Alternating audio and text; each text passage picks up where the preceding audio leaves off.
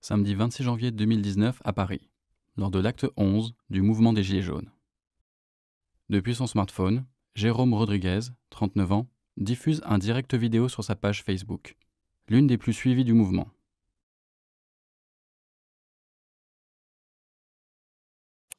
À 16h38, il se trouve au milieu de la place de la Bastille, où plusieurs cortèges de manifestants se sont rejoints.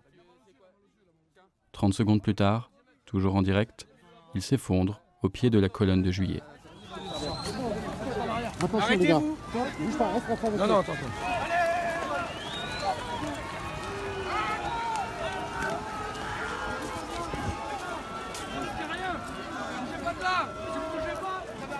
Reste ton truc là, touche-toi à la tête, reste ton truc.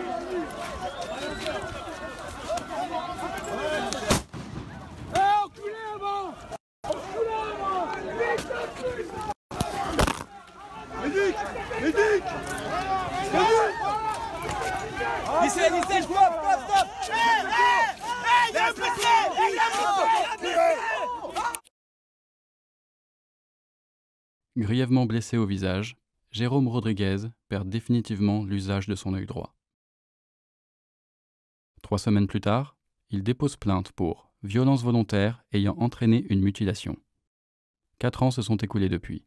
Malgré l'existence de nombreuses vidéos de la scène, l'affaire est toujours en cours d'instruction auprès de la justice. Index a mené sa propre enquête indépendante. Nous avons analysé, synchronisé et modélisé des dizaines d'heures d'images exclusives.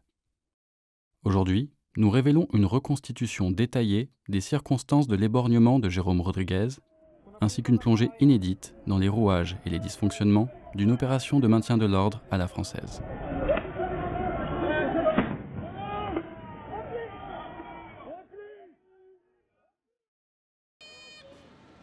Ce 26 janvier 2019, en milieu d'après-midi, les forces de l'ordre sont disposées sur tout le périmètre de la place de la Bastille. Elles contrôlent l'accès et la sortie des manifestants. La situation est tendue à l'intérieur de la place. Les policiers font usage de gaz lacrymogène et procèdent à des charges pour effectuer des interpellations.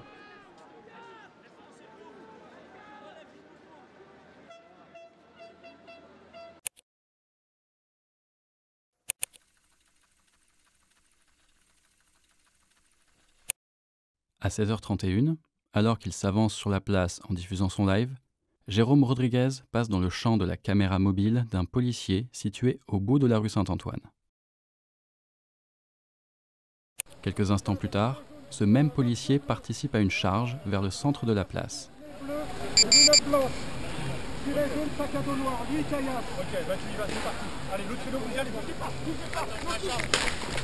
Lequel?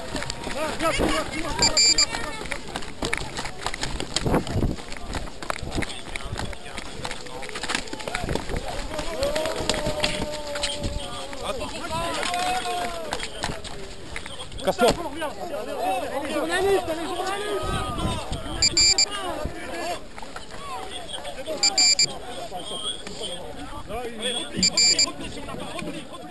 La charge n'aboutit à aucune interpellation. Les policiers se replient vers leur position de départ. Témoin de cette charge, Jérôme Rodriguez multiplie les appels à quitter les lieux, aussi bien dans son live qu'en s'adressant directement aux manifestants sur la place. Faut partir, là les jaunes, faut ça charge. Faut que les jaunes y partent, Putain, ça se passait super bien. Faut que les jaunes y partent. Jérôme Rodriguez s'avance ensuite vers le centre de la place. Lorsqu'il arrive au pied de la colonne de Juillet, la situation semble revenue au calme. Non, bah je sais pas, moi je viens d'arriver, je sors du travail. Michel, on défonçait.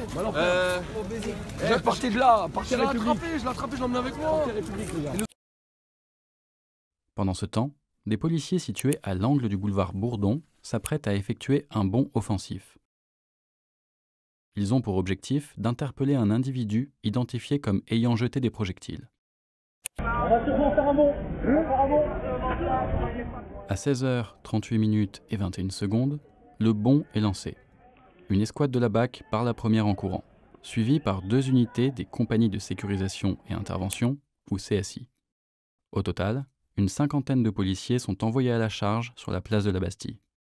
avec pour ordre apparent d'interpeller un seul individu.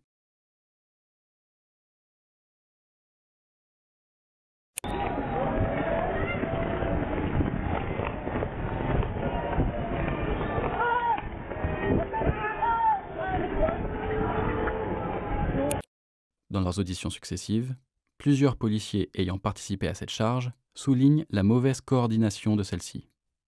Tout ne s'est pas déroulé comme prévu.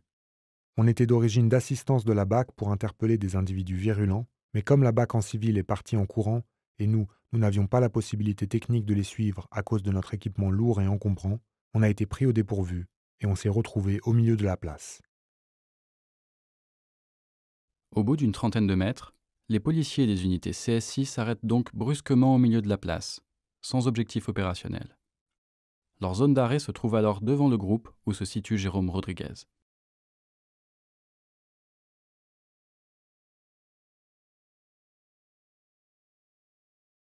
L'un des policiers de l'unité CSI 92, Brice C., a sorti préventivement une grenade à main de désencerclement.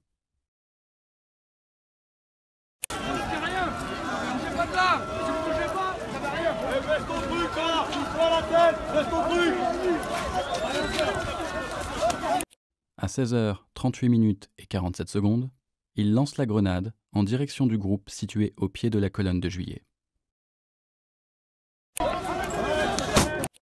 Une seconde plus tard, elle explose au sol devant Jérôme Rodriguez.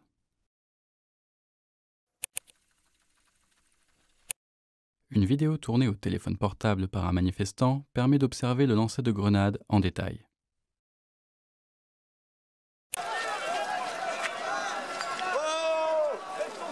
Baisse ton truc, toi! Vise pas la tête! Baisse ton truc!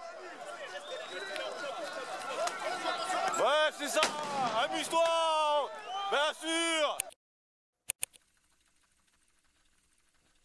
Nous avons étudié la position de la grenade image par image sur la vidéo.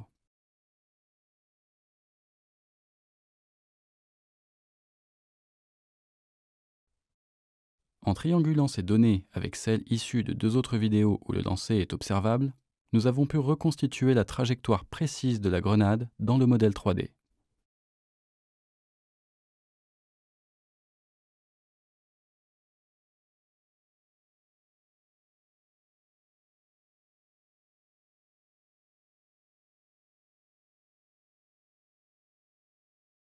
Nous constatons que le lancer ne semble pas régulier. En effet, les instructions d'usage de la grenade à main de désencerclement indiquent que celle-ci doit être lancée au ras du sol, du fait de sa dangerosité lorsqu'elle explose.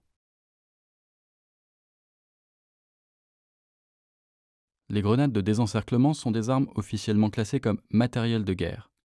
Elles contiennent 18 projectiles en caoutchouc qui, lors de leur explosion, sont projetés dans toutes les directions à une vitesse initiale comprise entre 400 et 500 km/h.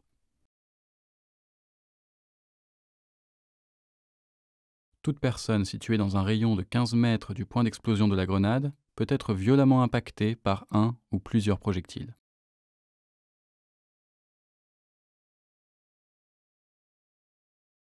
La grenade lancée par Brice C. explose au pied de Jérôme Rodriguez, qui se trouve à moins de 2 mètres du point d'explosion.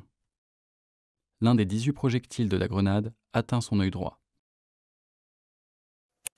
Parmi toutes les vidéos disponibles, l'enregistrement de la caméra mobile de l'un des policiers de la CSI est celle qui offre la vue la plus claire sur la composition du groupe situé au pied de la colonne de Juillet.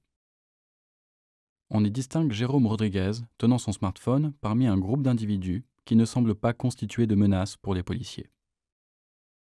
Plusieurs individus semblent filmer la scène. Clairement identifiables par leur tenue, 4 infirmiers volontaires, ou street medics, sont également présents parmi les manifestants.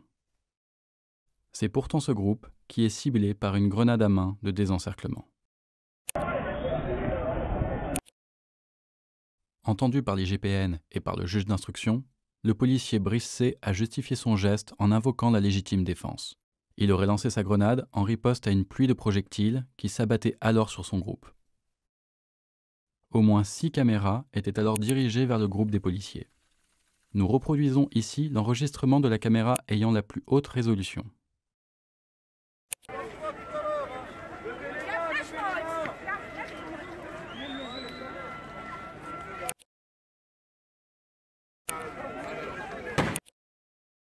Ni ces images, ni celles issues des autres vidéos ne permettent de distinguer un seul projectile qui aurait atteint le groupe des policiers durant les 7 secondes qui précèdent le lancer de la grenade. En comparaison, une autre vidéo montre un groupe de policiers pris à partie par de nombreux jets de projectiles, plus tôt dans l'après-midi, toujours au pied de la colonne de Juillet. Les projectiles qui les atteignent sont distinctement visibles sur les images.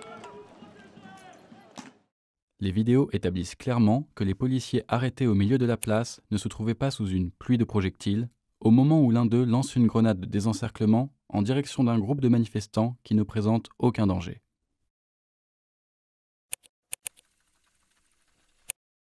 Le témoignage de Brice C., auteur du lancer de grenade, n'est pas le seul à être formellement démenti par l'analyse détaillée des vidéos de l'incident.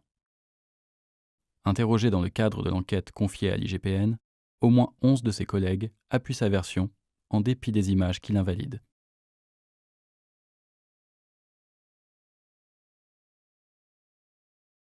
L'incident ayant causé la mutilation de Jérôme Rodriguez ne constitue pas un cas isolé. Depuis 2016, au moins 10 personnes ont été éborgnées par une grenade de désencerclement. Plus de 400 autres ont été blessés, dont 17% à la tête.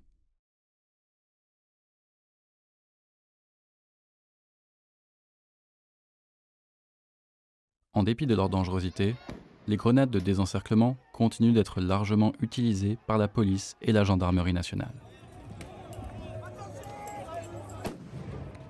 La France est le seul pays en Europe à utiliser des grenades explosives pour le maintien de l'ordre.